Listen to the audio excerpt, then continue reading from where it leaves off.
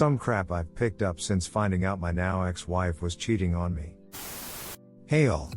Hope that this is okay to post, mods, if not, delete. Everyone here was really kind when I posted earlier this year about my wife cheating on me. This is some stuff I've learned since then. Background: earlier this year, I found out that my wife had been cheating on me. We had been married for under 6 months but had been together about 6.5 years.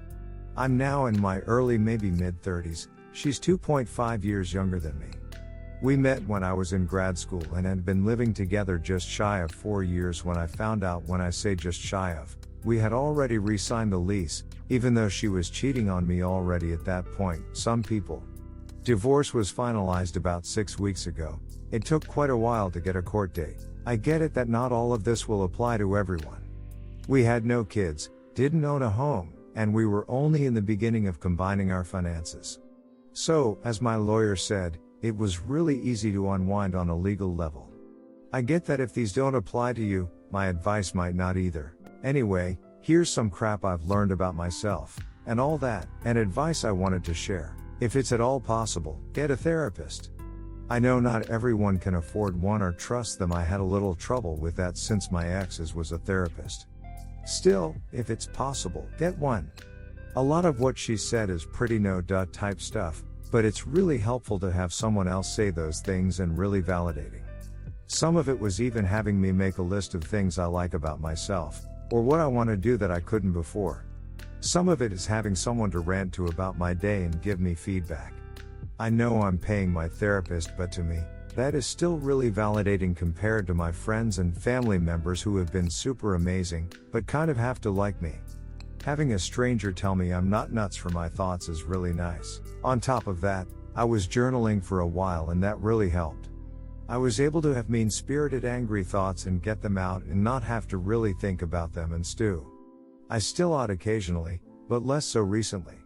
A lot of it is variations on the theme "what a ducking asshole," but still having that as an outlet helped me to focus a bit better at all and be able to enjoy things instead of just being angry all the time.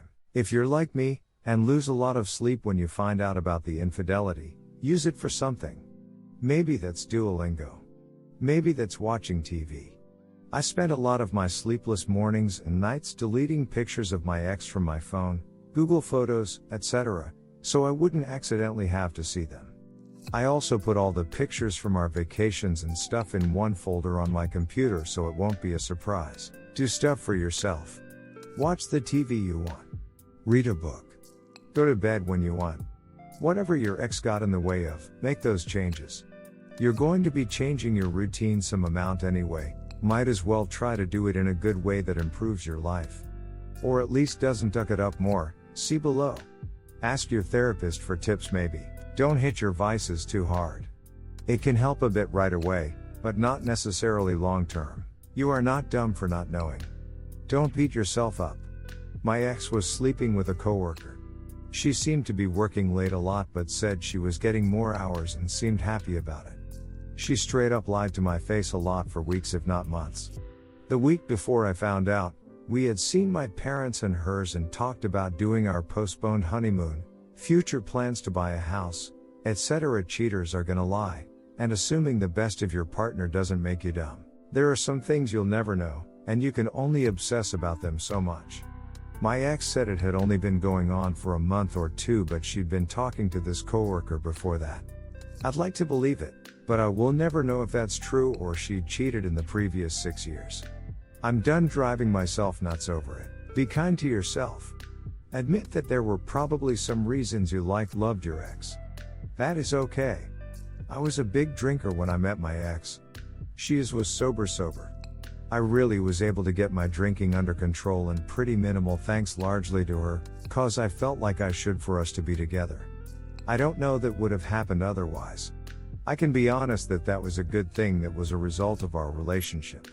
Probably not a whole lot else I'll admit that about, but this I will, and you might have some things like that too: enjoying a trip, enjoying a food your ex made you try, etc. Some stuff might make you randomly emotional. I broke down crying in the middle of the day to Olivia Rodrigo's driver's license. I think it scared my mom a bit. I was staying with my parents at the time. That's mostly stopped at this point, but I still occasionally see something that reminds me of my ex and think what an asshole and try to move on with my dad. Do you now? No matter how old you are, you have stuff ahead of you. It can be good stuff. Do the stuff your ex was stopping you from doing or don't. I'm not your mom.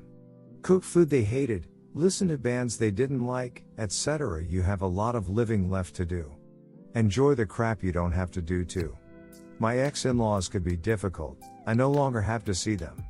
Yay, own IT. I've been pretty open with everyone in my life and received nothing but support. I get that this might not be possible for you depending on your job. If it is at all possible though, don't be embarrassed that a garbage person did a terrible thing to you. That's on them, not you. That's all for me. Happy holiday wishes and take care of yourself. Story 2, I feel nothing for my ex-wife of 6 years. And it's a red flag for people I date. Dated for 3 and married for 3.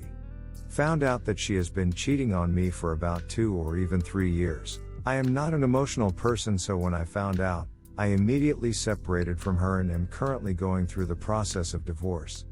It's peaceful and I don't want it to be nasty. We both agree that we should separate. Only issue is I really don't care about it. Or her. I have easily moved on over the last couple months and have started to work out and go on dates. It's come up though on a date I didn't bring it up, but it just came up that I am separated and don't care about her.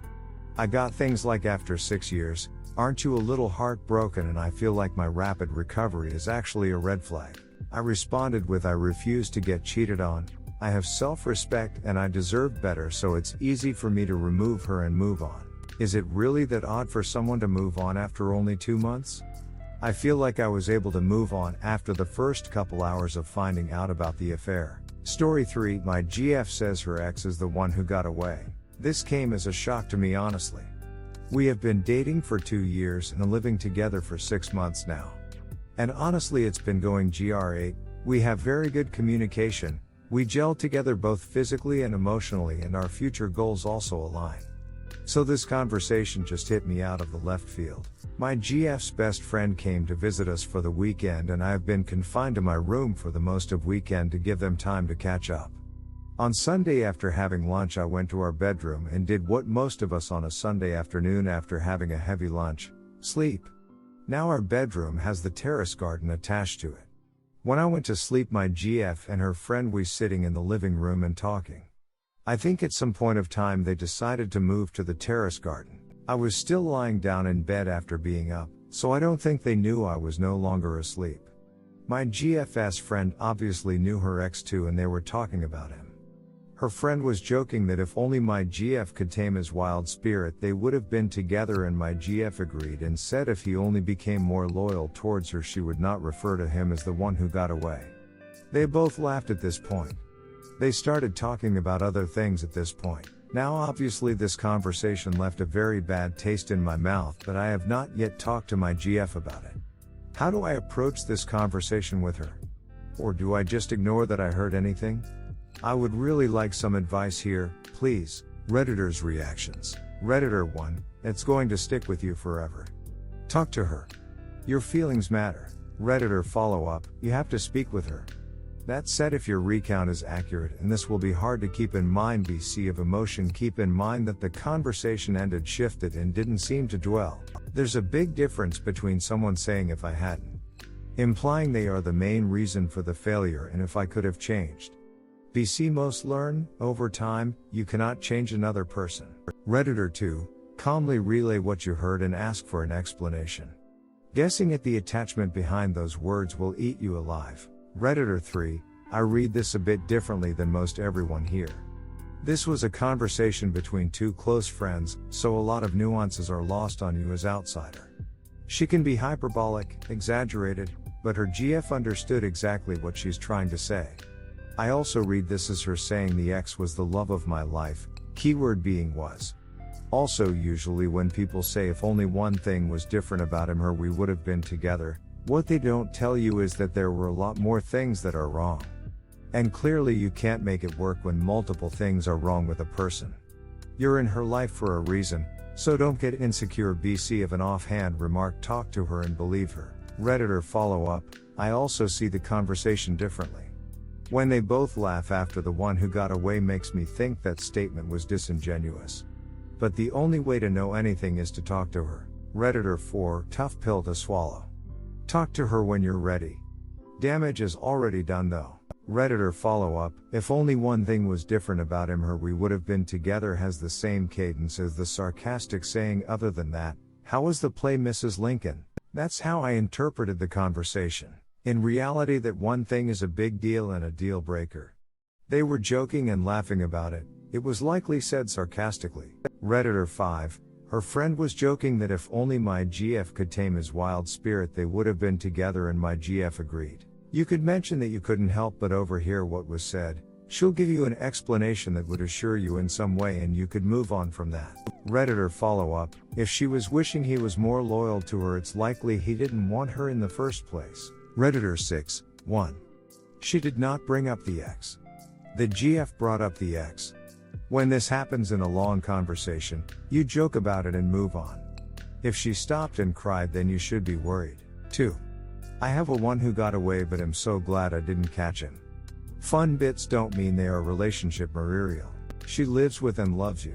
But talk to her about overheard conversations. Redditor follow up, I agree 100% with your assessment. I'm in the same boat, it's hard to explain a relationship that was a whirlwind and seemed perfect but ended abruptly. But I ended up where I was supposed to and am so much happier for it.